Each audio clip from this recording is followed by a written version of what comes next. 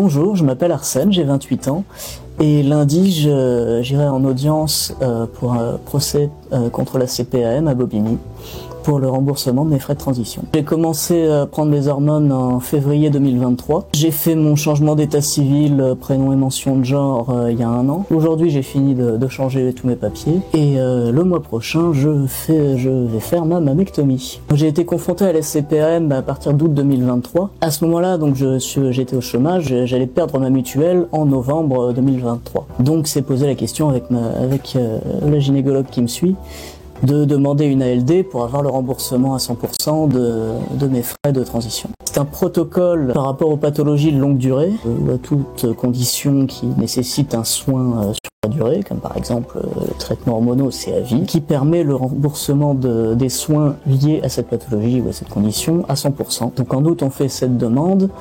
Et quelques jours plus tard, je reçois un courrier m'informant que cette demande a été refusée parce que les critères médicaux permettant la prise en charge ne sont pas réunis. Quels critères médicaux? Je ne sais pas.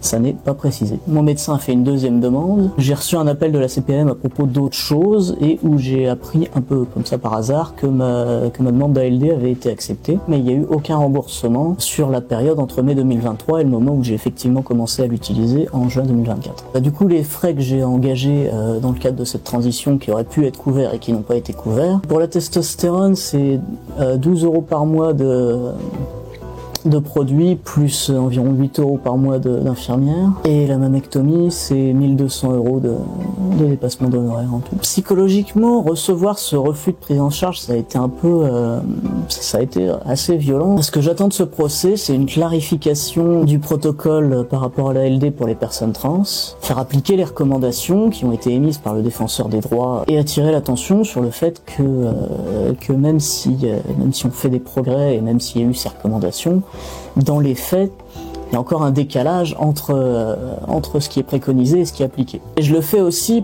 pour la communauté d'une manière plus large, pour les personnes qui sont dans la même situation que moi, qui ont fait des demandes ALD, qui ont été refusées, mais qui, elles, sont dans des situations de précarité, qui n'ont pas forcément les moyens ni d'assurer leurs soins, ni d'engager un processus juridique.